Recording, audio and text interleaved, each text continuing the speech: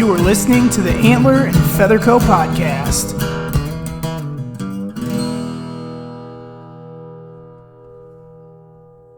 Hey guys, what's going on? Welcome back to the Antler and Feather Co. podcast, the podcast for new and adult onset hunters.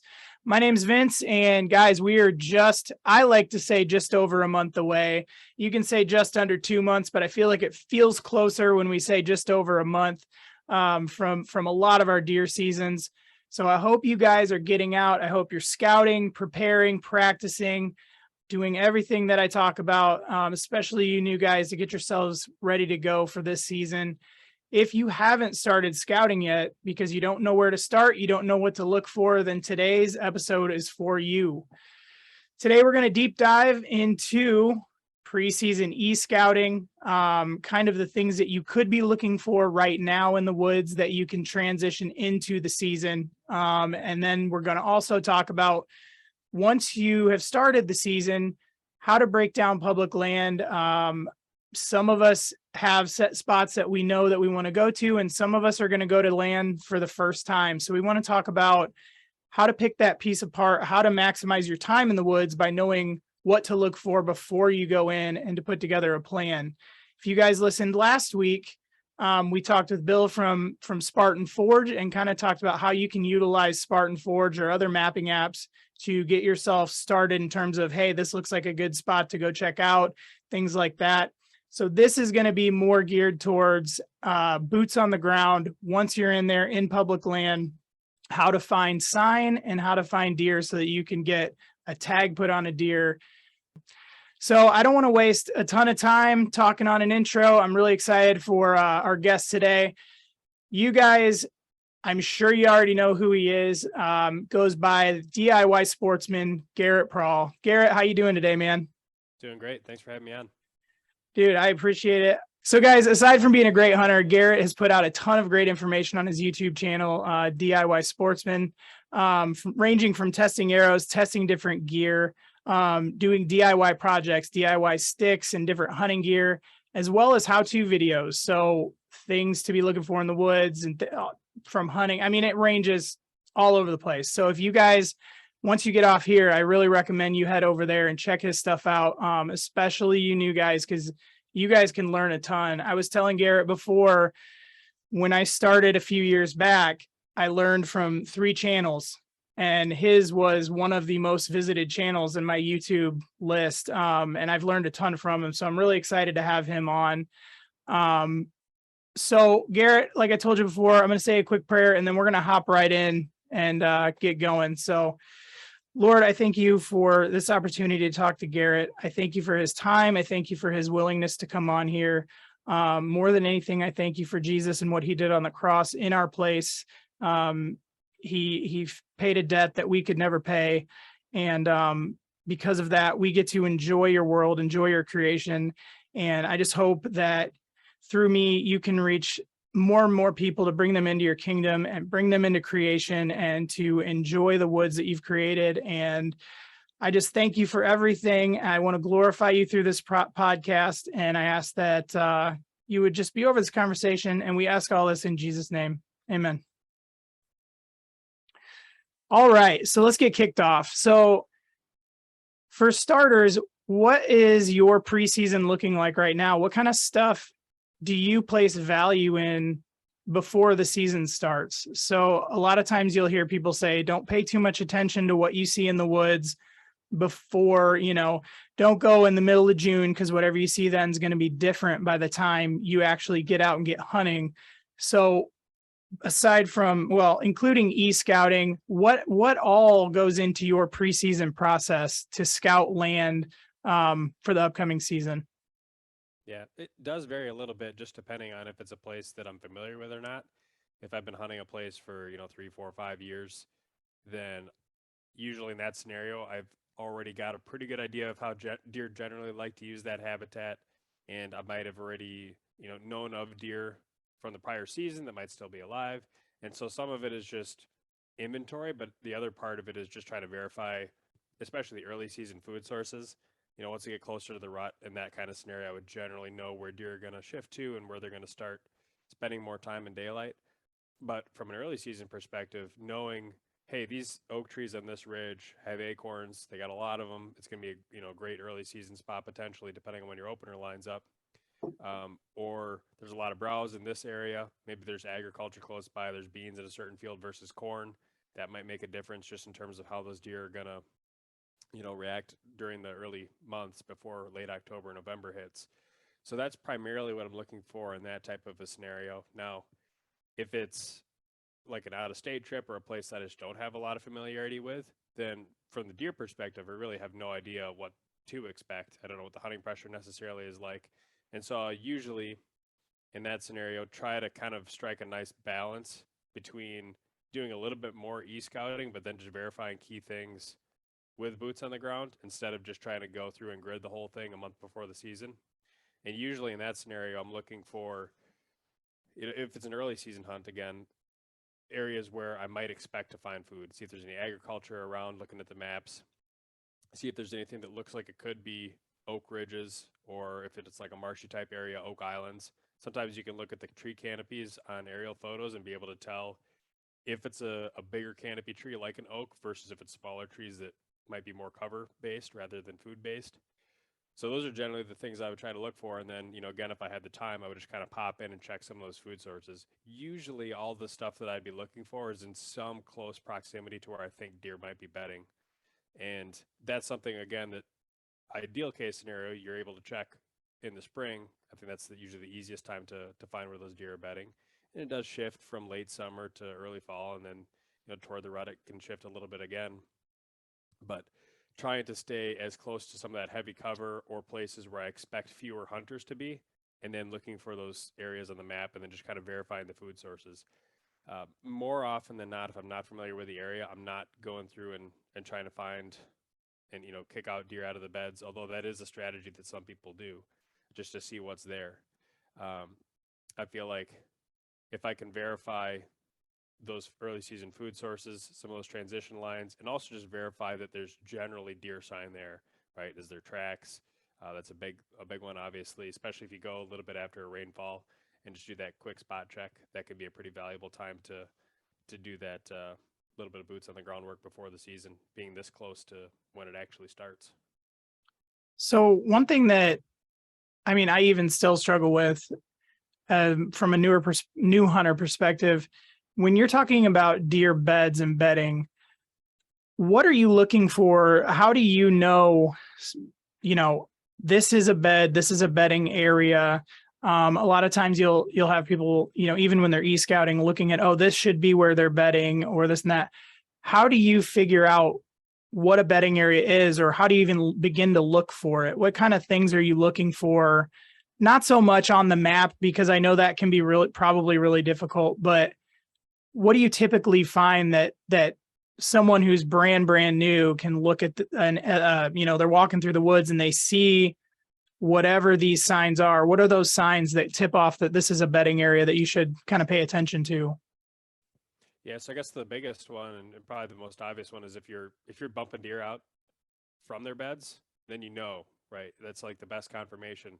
Now, if you find as you're walking through the woods places where deer had bedded, then that deer are at least bedding there at some time. But depending on what the surroundings look like, it could be nighttime bedding, it could be daytime bedding, and obviously you're more interested in the daytime bedding because you want to get closer to that.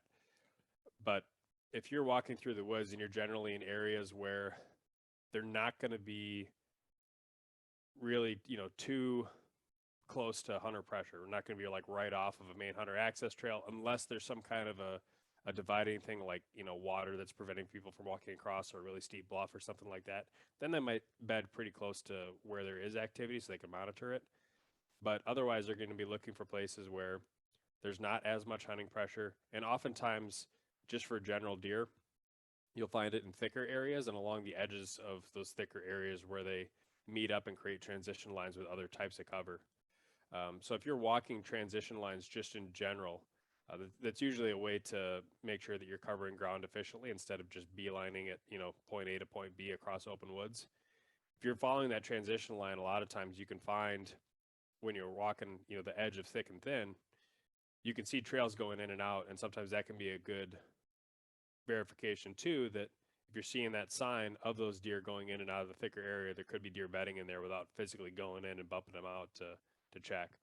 The other way to tell is if you had that, that suspicion, you could put, cameras or glass, depending on what the woods look like, and make that verification too that those deer are coming in and out somewhat close to that twilight period.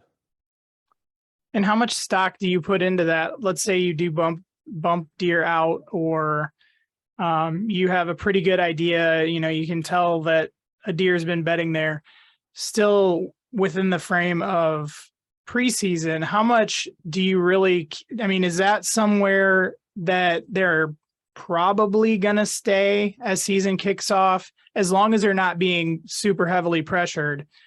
Is that a preseason, finding bedding areas in preseason, is that something that you should kind of go back and look at once the season kicks off? Or does it generally shift by the time October comes around? Yeah, so it depends on when the opener is. Like some of the states out west have, September 1st or 2nd or even August 31st openers. And of course, in that scenario, the bedding that you find in the summer would carry a lot more weight than it would in a state with an October 1 opener. Usually around the time when the deer will shed their velvet in early September, you'll see some kind of a shift in bedding. And it'll depend. Like sometimes I see pockets of does that don't really change much in terms of where they're bedding. They'll stay in the same, thicker areas throughout most of the summer and even into the fall. But those bucks may shift. And that's something too that, in places that I hunt now, I can verify with trail cameras that I have run during the summer. I can see like, well, there's, apart from the occasional nice buck that walks through once every 2 weeks, really not much there except for does and fawns. But then you have that shift that happens and then they start showing up. And then there's that, pre-rut activity. That's when they would, really start to move into some of those areas that they might not be at all in during the late summer months. So it definitely depends, but that also kind of is a strategy that you can employ throughout the season, right? If we're making the assumption that you didn't really have a chance to go in and scout postseason when all the foliage was down and there was no leaves and snow and grass and whatever, and you're just kind of going in blind at this point. If you're looking at it from early season and you know that your opener is not until October 1st, then I would put a little bit less weight in what you're seeing in terms of bedding, at least this time of year. But if you have a keen eye, you can also pick out some other things that might be, good to find still. And those would be things like scrapes. Generally, if you find scrapes close to that heavy bedding cover, especially, and they can be really hard to find this time of year because usually the ground does not pot up. But over time, if you see enough scrapes and you take notes and, kind of compare one scrape versus another scrape, ones that tend to be good during the season versus ones that tend to be just kind of randomly made, usually the better scrapes will have good licking branches hanging over the top and they're well worn. You can look at the licking branch and see that it has a lot of use over the years. And that's something that if you start to keep an eye out for it and you start to look for it, even this time of year, you can oftentimes still find those licking branches if you're walking in an area and you're on that transition line of bedding and it seems like there's a lot of stuff going on, a lot of diversity, and you got that nice little open pocket of woods. And it's like, man, even though there's a bunch of tall grass and ferns and everything this time of year, it's like I could picture there being a scrape here. And then you look around and sure enough, there's a licking branch. And then that's a place that even if it's only getting, occasional use this time of year by maybe does or fawns passing through, it's a place that definitely could heat up in October, especially toward the second half of the month. So it doesn't always have to be related to bedding or early season food, right? It can be, you can still look for rut type areas. If you especially think that the primary focus of your season is going to be hunting during the rut, then I would, shift more of that towards looking toward those things like any scrapes that you could find, or, those nice pinch points. You can obviously take a walk through the woods and see what is going to be good or bad pinch points. And you can find other hunter sign. You can find, setwicks that might still be up there from last season. You can find tree stands that are still up in the woods. They're a little bit harder to find, obviously, because of the foliage that's still up in the trees. But, that's definitely a way that you can really tailor your scouting any time of the year to try and find rut areas. But I definitely do think it's easier, in March than it is in August. So in talking about scrapes, that's one thing I've been curious about. I know what they are. I know what the purpose is. how do those kind of stick around all year round? Are those like once a scrape's been made, does that, if I have a scrape that I found last year that was obviously pawed out, there's a licking branch, everything looked like it was getting hit. I even went last season, put a camera up. It was on public land. I was like, if it gets stolen, it gets stolen. I put it up because I was just curious what was coming in there. Is that a spot that I want? Like, is that going to continue to be a scrape throughout? Like, will they come back to that spot this year as well? Or is that something you just need to verify with boots on the ground? Most likely, yes, but it's going to be one of those things where if it starts getting more pressure, like if somebody else finds it and they start hunting it, 2, 3 times a week, it's going to not be a good spot anymore. And it really depends too on the context around the scrape, because a lot of times, bucks might go in and just lay scrapes, and you might walk through the woods and say like early November and kind of look at the landscape of the woods and all the scrapes that are there. And you might walk through in any given day and find 60, 80 scrapes if you put out enough miles. But of those, only a certain handful are going to be the best ones that are used pretty much all year round by does, fawns, young bucks, mature bucks. And usually those are going to be on the edges and even kind of on those crossing areas between overlapping bedding areas. They're going to be in transition lines. They're going to be in areas with really good cover, and they're going to be areas that don't get a lot of human intrusion. If you can find scrapes that have well-worn licking branches in areas like that, more often than not, those are going to be, perennial spots where you can go in and year out and expect to see good deer activity on. And how would you, because I've heard that scrapes are, and this may be wrong, but this is one thing I heard, scrapes are great to hunt early season. Is that true? Or is, like, if I find, because last season I found a pretty decent scrape line. There was a couple, found 3 or 4 that you could see. And then there was the one really nice one. How would you use that once the season kicks off? So for me in Iowa, it's going to be October 1st. How would you use that scrape to your advantage once you're actually in the woods with a bow? I mean, how do you hunt that?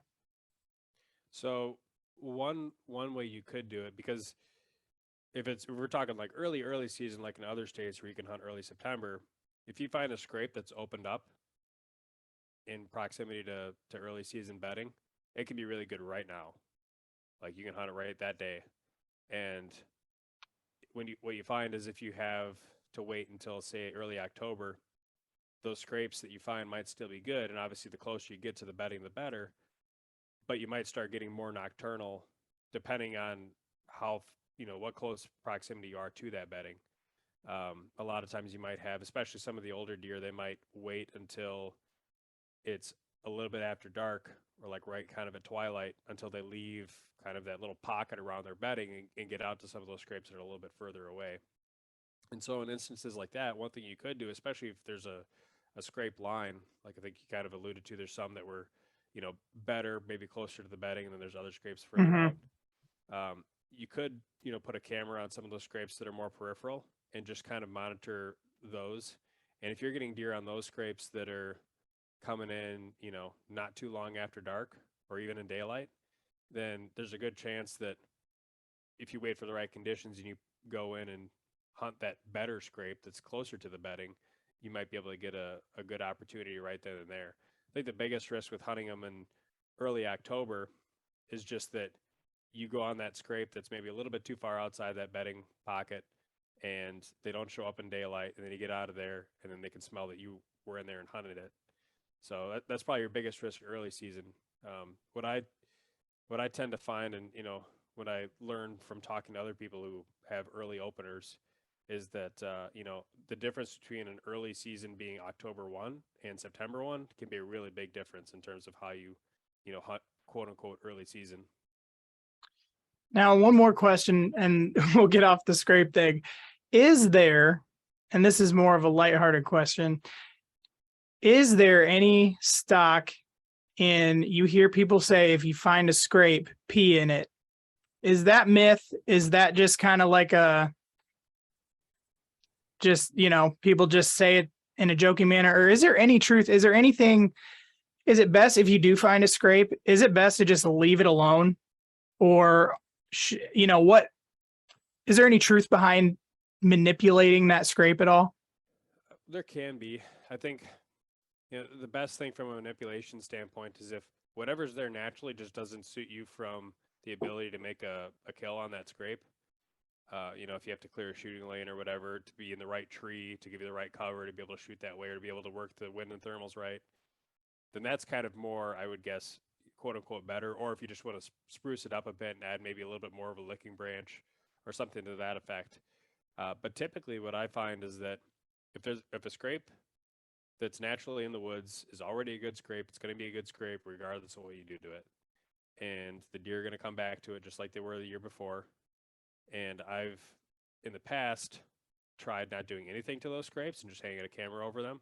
I've tried peeing them in them before, and I've tried using, other scents like, preorbital gland or forehead gland scent to be able to spray on the licking branch and, maybe even pour urine in the actual pawed out spot on the ground. But it seems like, and most of this that I've done has been, in the summer months, kind of leading up to the season, either trying to create a mock scrape or, again, like freshen one up that I know is going to be there. And once it comes to mid-October and then leading in toward the later part of the month, it doesn't seem to matter what I did or didn't do to it. I know a lot of other guys that will, either pee in the scrapes themselves or put scents on, and there's other guys that are, pretty adamant about just leaving it, all natural. And I haven't been able to really see one thing either be, way better than anything else, or on the flip side, I don't think you're necessarily hurting anything by peeing in it or using external scents either. And is there any benefit to when you're on public land specifically? You had mentioned mock scrapes. Is there any benefit to doing that on public land? So let's say you've got a buck, a particular buck, or you've got many deer heavily using a scrape. Is there benefit to creating a mock scrape? And two, if you did, how do those deer find that? Is it just they're walking around and they happen upon it? Or what would be the purpose of adding a mock scrape? Usually the only time that I would consider putting a mock scrape in is if whatever's there naturally isn't giving me what I need to be able to effectively hunt it. So sometimes you'll find those spots where it's like, oh, there should be a scrape in here. This is like the perfect spot for it. It's a perfect little, core area around a bedding thicket, and there's multiple overlapping things. Like everything just seems to make sense, except you don't find that scrape. And it's like, well, this would be a great place to have one. That would be, the point in time where I would consider putting in a mock scrape. Or if whatever's there naturally, it's like, man, I just cannot hunt this. Like the tree that I need to be in is, not that great a cover. I'm pretty skyline. The thermals are not working great for me to hunt out of that spot. But there's this other area, 60 yards over where if that's where the scrape was, I'd be able to hunt it pretty effectively. Well, then I might go put a mock scrape over there. So that's really the thing I think for me that determines if I'm just going to leave, what's naturally there and hunt that versus if I'm going to try to set up a mock scrape. And if you are setting up a mock scrape, and this is, something where I leverage guys like Troy Pottinger or Steve Shirk, guys who have been doing this for a really long time, making it visually look really appealing. So where a deer can see that there's a scrape there from, a good ways off from that licking branch. And you can even, paw the ground out a little bit, even if it's this time of year. And then also that would be like a point in time where having some of those external scents or even peeing the scrape could help, at least for that initial finding of the mock scrape.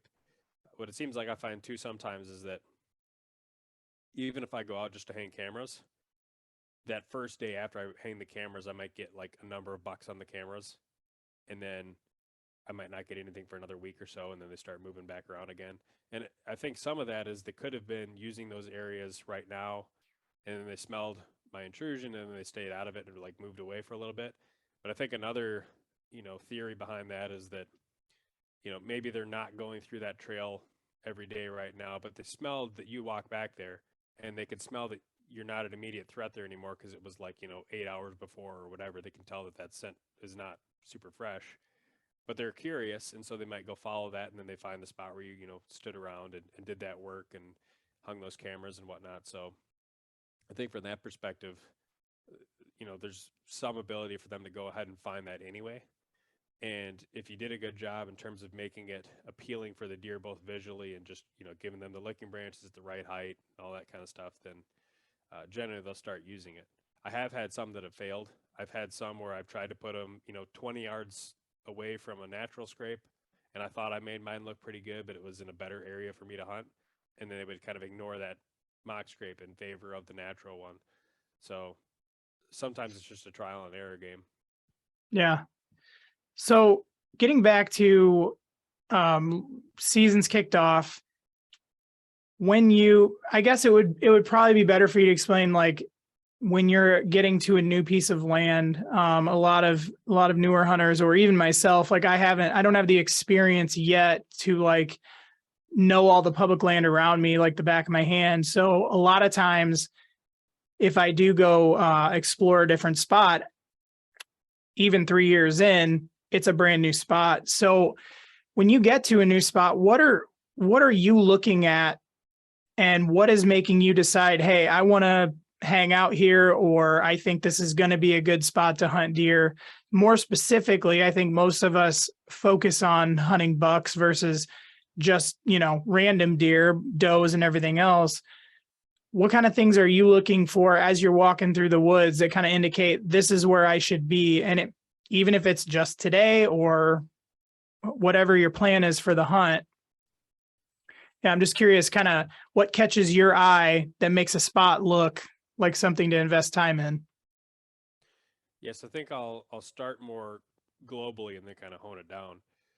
If we're talking, say, like, there's a public piece that's new, you just have never scouted it before, and you're going into it, it's 1,000 acres, let's say, or 500 or whatever, and you're like, is this a place that I should continue to invest time in learning, or should I invest more my time in this other piece of public?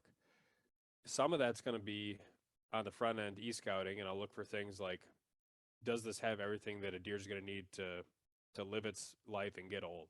Does it have really good amount of cover? Is it hard to effectively gun hunt that piece? Because that can make a big difference too. If it's really easy for people to gun hunt it, then usually deer won't have an opportunity to get as much, of an age structure in that piece of land. Right. Versus if you got an area where it's like, man, they get into this stuff and there's no chance they can just sit there and hide out for that whole 9-day season or whatever. I guess your seasons are a little bit different in Iowa, but like if you can imagine in Iowa, a place that's hard to deer drive, right? That would get bonus points in my mind. And then also, what's the diversity look like?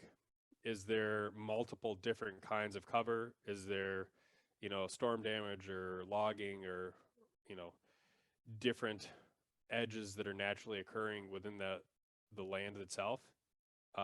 Or is it just kind of like a big open monoculture forest? I'm going to usually, choose the one that has more diversity, more edge, and better food naturally for the deer throughout the course of the year. Obviously, if there's ag around, then they can feed on that during the summer, but then, what are they going to feed on during the fall and winter? And if you have areas that have a good, different levels of forest regeneration, and they've got early successional growth, and they've got big mature oaks, and they've got, some of the woodier, brushier, shrubby things that they can feed on during the winter from a browse standpoint, then that again is all giving bonus points. So even kind of without knowing what the deer structure is like there, those are the things that I'll be looking for at a really high level. Number two is something that you figure out during year one, which is what is the hunting pressure like? If there's a lot of guys hunting it, then over the course of the year, it's probably going to, have less of a continued priority in my mind, and I might start looking for places that have lower hunting pressure. And then the third part of it, which is more of a, year 1 to 2, even like year 3 type of thing, is what is the actual deer situation like there? And some of that you learn from actually being out there in the woods hunting. Some of that you learn from spending time and seeing big tracks, or just, rubs, scrapes, things like that in general that'll key you in on, are there bigger bucks in here, or is it probably a lot of like, 1 to 3 year old deer that are making a lot of the sign? And being able to run cameras over the course of, a couple of years, you might be able to find, if you're after an older deer, if you maybe get one picture of a nice buck throughout the course of an entire year, and you had a number of cameras in good spots, well, that's, you probably are going to be able to find a place that has, maybe two, three, maybe even four deer that you'd be happy to shoot. So that all kind of plays into it. But, certainly on the front end, I'm looking for the place where, deer can get some age on them and have that diversity of cover. And when you talk about cover, I guess it's going to be a regional thing, I'm sure, but what kind of things are cover? What are you looking for that you consider good cover for where deer might hold? Yeah. In a place like, let's say Iowa, place like Iowa, I would look for things that are maybe, I guess, part time a year, which could be like corn. Corn is going to provide them cover during the summer months up until whenever that corn gets cut. So then once the corn is cut, what do they have around it? Is there, places where they can hide and have a similar type of security? CRP would be a good example of places where, the deer could find cover. And then what does the forest structure look like? Is it all mature woods? Because if so, mature woods, usually you can see a long ways underneath the canopy and there's not as much cover close to the ground. But if you have areas where there's little, logging clear cuts or there's just natural openings where you have more grasses and forbs and weeds that can grow up in the summer, and you have, saplings that are, 1 to 3 inches in diameter in a lot of areas, and it's just generally thicker, to where you feel like you can't look and see, 40, 50 yards into the woods, then that kind of plays into it as well. The cover certainly changes throughout the course of the season. This time of year and even in September, you have maximum cover. The crops are still in, all the leaves are on the trees, the weeds and the ferns and the grasses are all knee to waist high, and they can find cover just about anywhere. But then once all that stuff starts to brown out and starts to die off, what's left? And so the places that have the what's left, those tend to be areas that I would consider to have better cover. Now, in a place like central Minnesota or southern Wisconsin, we have more marshy type areas, then cattails would provide a similar type of cover, or dogwood. Places where they have that overhead high cover, you know, it could even be like waist high to head high cover for deer is very important because they can hide in that stuff pretty easily. So basically, when you're looking around, you're kind of putting yourself in the deer's perspective of could you see me here? I guess you would say. Right. Basically, they're betting in that stuff with the intent of, I don't want anything to see me. I don't want anything to mess with me. So yeah, so you're looking for your thicker areas that generally a lot of people or predators aren't going into. Along with that, you talked about kind of, I guess you would call it hunting other hunters. What could you, so I've heard that a lot in terms of like, hey, how do you scout? What should you be looking for? People always seem to say, make sure you look for other hunter sign. Now I know we're talking boot tracks, things like that. You had mentioned different scent wicks and things like that. How do you use, if you come in, especially during the season, how do you hunt other hunters, and how do you, whatever information you gather from that, what do you do with that, and in terms of forming that into your plan for a hunt? Yeah, so you can find, I mean, the obvious stuff is generally the stuff that I like to find. That would be like trail cameras that you see in the woods, or tree stands, or those, scent wicks, or basically anything physical. Those are nice because like, okay, the guy was here. But sometimes you don't get hunters that leave that kind of stuff. Maybe they're mobile hunting and they're carrying their sticks and their stands or platforms in and out with them every hunt. And then it becomes a little bit trickier because in order to even find the trees that they climb, you have to, see either something that they, dropped out of their pack and missed, or you see the little, groove marks in the bark from when they use their climbing Mm-hmm. sticks to get up the tree. And, that can take a very keen eye, and even then it's still not very easy to find. But you can sometimes get that type of information, at least just generally to give you the right ballpark, by talking to guys in the parking lot, or even seeing, like, if you're leaving roughly the same time as they are, what direction are they generally heading? and what kind of a hunter do they seem like? Do they seem like more of that new school mobile type guy, that whole system that's becoming pretty Mm-hmm. popular now, or are they more of the pick a spot and sit there all season type of a guy? I don't remember if you guys can use like minerals or anything like that in Iowa, but No, not during season. okay, because like there'd be places in like Wisconsin, certain counties that you can bait in, and there would be guys who will set up more of a semi-permanent spot over a bait pile or a mineral or something like that. And if you can find one of those, it's like, okay, great, I know where that guy's at. And generally speaking, if if you have a situation like that, it's pretty easy to work around because it's like, okay, number one, I know that my best bet is going to be obviously not going where that guy is because number one, I'm not screwing up anything he's doing, but number two, it's unlikely that a lot of deer are going to be spending a lot of daylight activity in that area regardless. But also I can think about how have the deer adjusted to the fact that his presence is there. Is there land where deer might be swinging, a couple 100 yards downwind? Is there good transition lines or bedding down there?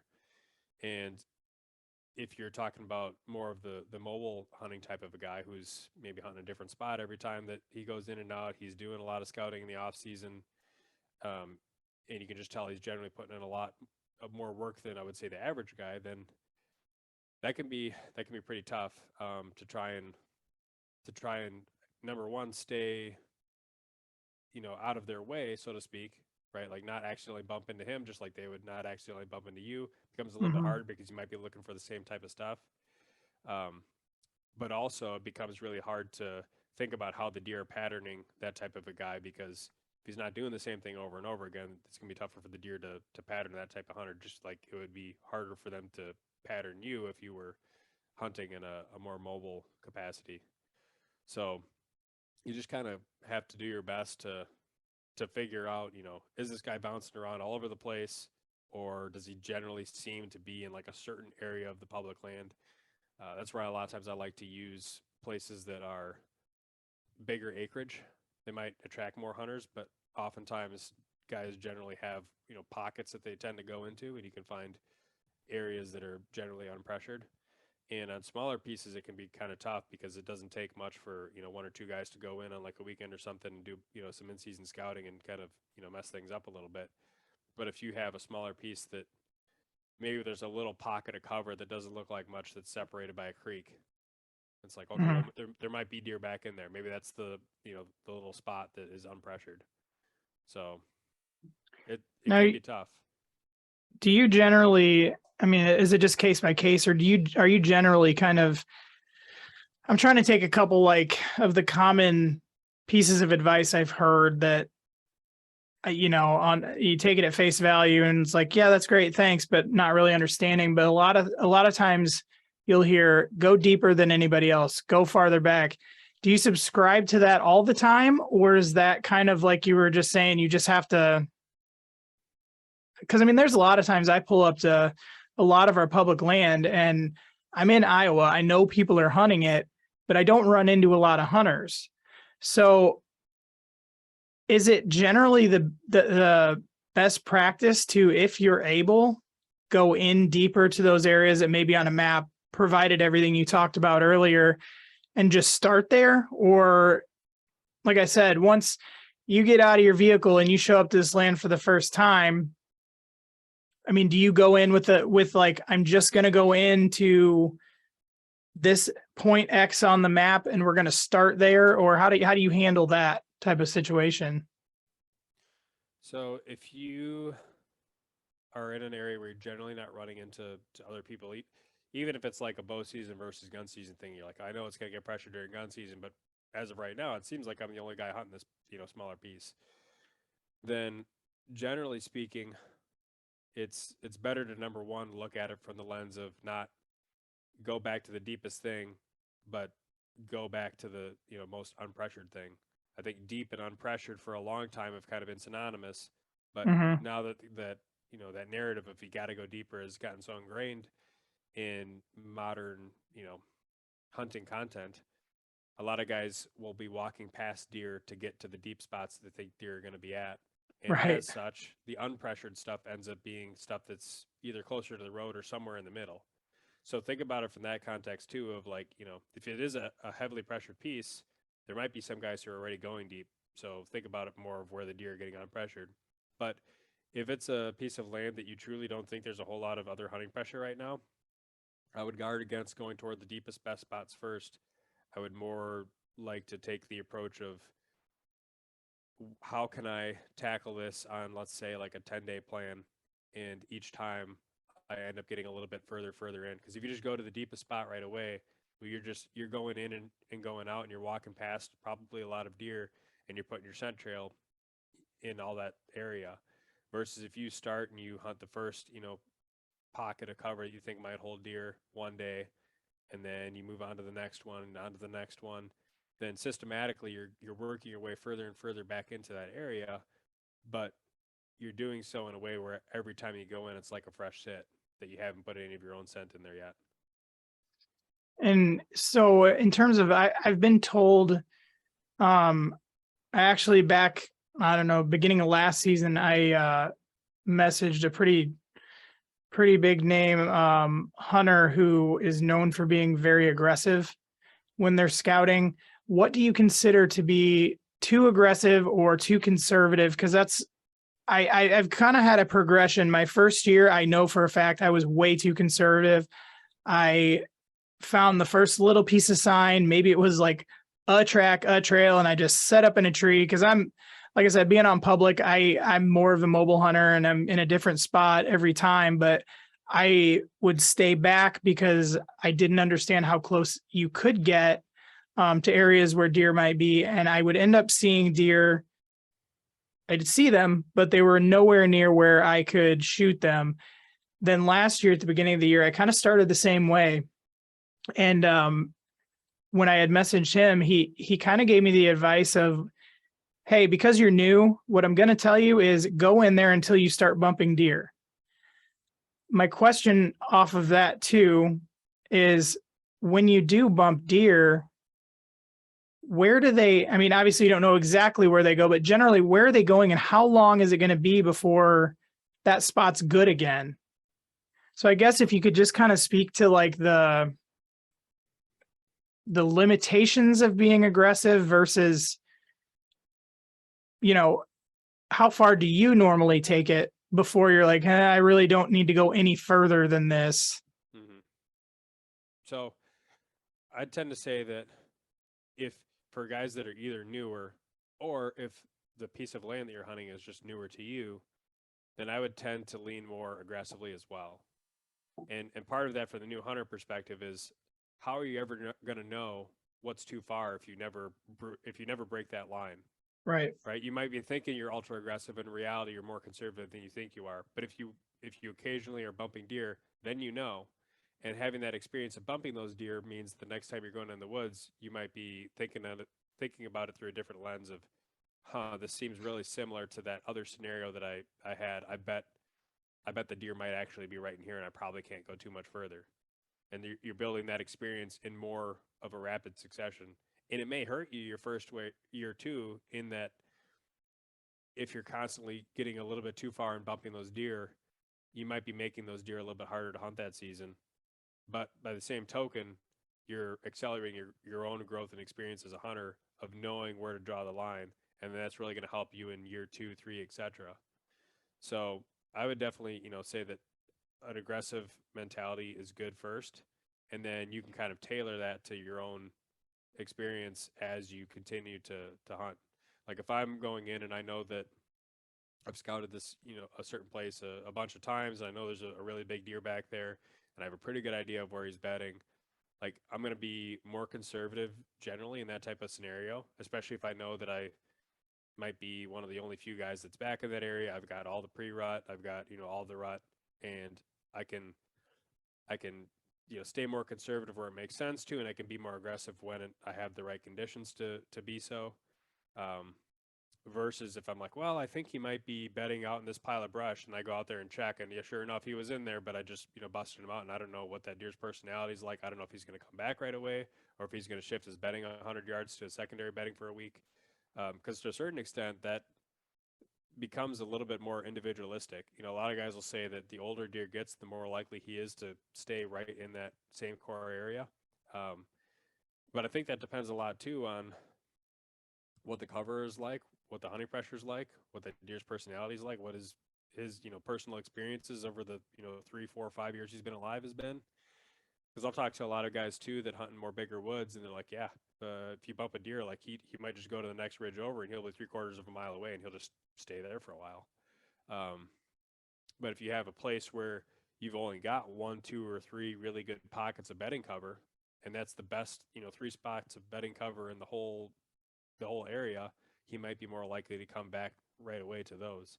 And then it's just a question of what's the daylight movement, how's that been impacted if you do end up getting too close or busting them, because that piece is a little bit hard to determine as well. I mean, generally the rut you can get away with a lot, right? But if Mhm. it's outside of the rut, let's say it's early mid-October, and you go in and bust that deer up, and then you go right back in there and say like, oh, he's going to be right back in there. If you're not close enough to the bed, and you now you put a second hunt on there, you're putting more pressure on that deer. So for a guy who's very advanced, he can probably know through experience how to navigate that situation and play the cat and mouse game and figure it out and make it work. But for a guy who's newer, that can be really tough to kind of understand what's going on. And without being able to be really nuanced in how you're picking up sign, it's going to be really close to impossible to tell, like, is he back in that bedding area or not? You know? Yeah, and generally, I know this is for peace of mind for newer guys. When you do bump a deer out, whether it's a buck or a doe, whatever it may be, um, how long do you wait before you go back into that area, or is it there's no magic number? I know my first year if I were to bump a deer, even last year too. I'm not going to pretend like I know everything on this, but in the back of your mind, you're like, so for particular last year, a week or 2 weeks before the season, I bumped your typical Iowa giant. And it was the biggest deer I've ever seen in person. And I bumped him out, and I'm pretty sure he saw me. It wasn't just like he heard something. He looked right at me and took off. In the back of a new hunter's mind, you're like, that thing's running 10 miles away and he's never coming back. Typically, in what you've seen, where do they, like, how far will they go generally? And how long do you stay away if you bump something out that you really, maybe you want to go back to hunt that particular deer, or just that spot because you don't have as many spots available to you, maybe you don't have as much public land? How long do you stay away from that before you kind of try again? It's going to depend a lot on the available cover and what other options that they have to go in bed. Generally, it seems like if a deer is comfortable bedding in a certain area, he's bedding there for a reason, and he's got a good reason to stay at least in that same core area. It might not be the same exact bed, but within that core area. Depends on the wind direction too, if you got the same wind direction the next day and whatnot. But in that scenario, I don't think it necessarily hurts you to just go ahead and leave your stuff in the tree and just hunt it right away the next morning. Okay. I mean, there's been enough people who have had success with that bump and dump strategy, and that's your freshest piece of intel at that point, that it really doesn't hurt. Maybe it works, maybe it doesn't, but there's always the chance that the deer comes right back to that same bed the next day. Always the chance that he might come back in during daylight, or he might be set up over his bed, and even if he comes in at night, that once it gets light out, you can just kind of wait him out, wait for him to get up and start browsing in that bedding area throughout the day, and maybe you get a shot. But if that scenario doesn't pan out, then you got to take a step back and think, like, where else, what other bedding areas have I scouted? What else is there on the map? Like, where else could he possibly go? What's the wind direction like if it could be wind-based bedding? And try and figure out, like, man, maybe that's really the best spot for him to be. Like, then maybe he'll go back in there, and you just got to, play the time of year to figure out when you're able to go back in. I think generally in that scenario, I would wait for the right set of conditions to make that move back in and give him the hunt on the best. I wouldn't go in there again if it was like a really dicey wind, or if you just weren't expecting to have good deer movement that day. I would wait for the conditions to be good and then make that play in and, be ultra, confident in your mind that he's in that bed and you're taking every precaution. You're being really slow, quiet, etc., under the assumption that he's there, and all you have to do is get up and walk your way. Okay. And just generally, the term core area gets used a lot too. So I'm trying to put together some keywords so that newer guys can understand what people are talking about. What does the core area of a deer generally look like? More specifically, a buck. Is that a mile radius? Is that more? Is it less? What have you typically seen that a core area consists of? So what I define it as, I guess myself, may or may not be the same as what, a lot of the academics would describe it as. But I generally think of a core area as the area in and around a buck's, primary bedding. And depending on what the terrain looks like, he might have different, primary beds that he'll use, or, 3, 4, or 5 beds that he uses most often. But generally the core area is going to be, those beds plus whatever adjacent cover that he feels really comfortable moving in during daylight hours. Because a lot of times you'll see those deer get up and they'll just kind of browse around throughout the course of the day. Maybe they're 40 yards from their bed, maybe they're 20, maybe they're 50, and then they go back and lay down. And if you're right on the edge of there, I would say you're on the edge of that buck's core area. Now that scrape that might be 120 yards away, that might be more of like, transitional between like where his core area is. Like he might not, there's a good chance he might not get to that during daylight. Maybe he gets right to the edge. It just kind of depends. But if it's an area where he's going to be comfortable adjacent to the bedding, moving in daylight, then that's usually what I would consider core area. But the size can vary. There's some areas where I think that, it's several acres, just based on, like, if it's a clear cut that he's bedding right in the middle and on the edge, it's like he can move a long ways throughout that clear cut and still be in really good cover. And he might not even bed in the same physical spot on the dirt every time. He might move around within those couple of acres, but still be within that general area. And I think there's other times where you have that ultra specific isolated spot of cover, and he's going to mostly stay in that because that's where he feels most comfortable. Okay. And then one more question for you related to scouting and sign. When you come across rubs, does that typically indicate that you were kind of in that buck's area? I know scrapes can be something where, they're traveling around, they're checking, who else has been in there and all that stuff. When you find a rub specifically, what kind of information does that give you that you put into your formula? I mean, at a basic level, it tells you that a buck moved through there at some point during the day, at some point during the season. So at face value, a rub doesn't really tell you all that much. The height of the rub and some of the characteristics can give you some clues on how big the deer was. Like if you see a rub that's really tall, like you're getting chest level tine marks and deep gouges, it's like, okay, this is probably a bigger deer that made this rub. If it's a smaller one, it can be tough to tell. But depending on the time of year and when you see it pop up, those can be a little bit bigger indicators. So like if I see rubs that pop up in mid-September and it's in some of that really, thicker cover, then I know I'm probably, in or around, certain deer's core area. Now you get closer to the rut, then, using that to be able to set up on is a little bit more hit and miss. I would generally not use a rub to say this is a good place to set up. But what you might see is that, a buck is leaving rubs on a trail that runs perpendicular to does that go in and out of a certain bedding area, and he's marking those exit trails. And it's like, okay, well, in that scenario, if I can tell by the tines, maybe there's 1 or 2 big deer back there. It's like, well, this is a big rub. He's probably running that circuit if it's, getting later in October. And they can use that as a piece of the puzzle. And then maybe you look for a place along that travel corridor, try and figure out where he might be bedding. But then when it comes into like main rut, then it all kind of goes out the window. I mean, if you can see that there's shavings on top of the leaves and you had, big recent wind that knocked a bunch of leaves down, then it was fresh. But again, contextually, you may or may not be able to get a lot of useful information out of it. So that doesn't necessarily, that's not necessarily it's a good thing to say, okay, there's a buck somewhere in here, but it's not something that you're going to spend a lot of time on. Generally not. Like, well, I'll give an example of, this past spring, I found a rub on a, bigger than thigh size tree. Jeez. That had it was like right within the context of cover, like right on the transition of a place that I know is good bedding.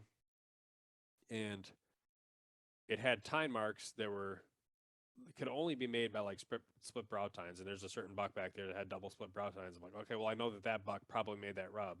And so when you would take that piece of information and combine it contextually with various trail camera pictures that you had over the course of the season, that gives you one more piece of the puzzle to figure out like where that deer may have had his full range within the context of that overall land. Because if you hunt big enough properties, then you might be able to find land that's big enough where the deer's basically living 95% of his full life within the context of that public. Smaller pieces, obviously, that's not necessarily true.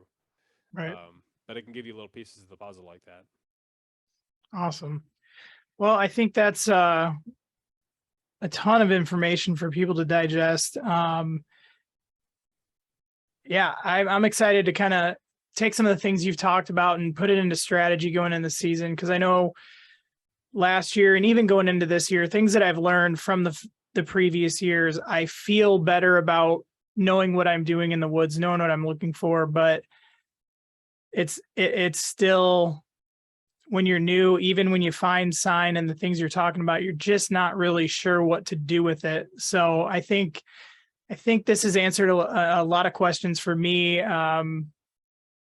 Hopefully has answered a lot of questions for a lot of newer guys and given you guys, at the very least, a starting point of what to be looking for on maps, what to be looking for when you're in the woods. And then I'm sure a lot of it comes down to, and I'm sure Garrett, you'll agree with this, spending time in the woods. Like I said on the last one, nothing replaces woodsmanship. Nothing is going to replace experience, but hopefully some of the things that Garrett talked about today can give you a little bit of a heads up on things as you're gaining new experiences to take into the season. So,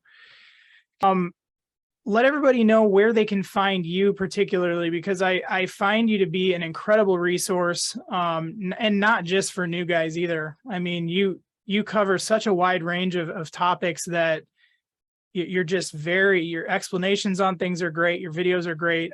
Like I said, you're a lot of the things that I've seen from you have influenced the way that I hunt now. So let everyone know where they can come find you. Yeah, so the best two places I would say to look for some of the content that I put out would be on my YouTube channel, which is DIY Sportsman. And usually when I'm putting videos up there, it's more infrequent, but it's usually a more polished product. And then I post a fair amount on Instagram as well, which is DIY_Sportsman. Awesome. Guys, definitely go check him out.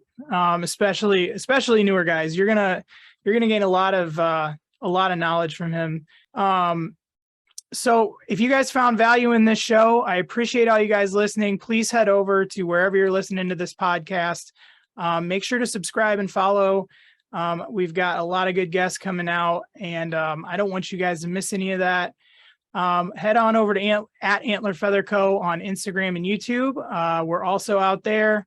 And Garrett, I appreciate all of your time, all of your knowledge. And guys, we're going to catch you next week on the Antler and Feather Co. podcast.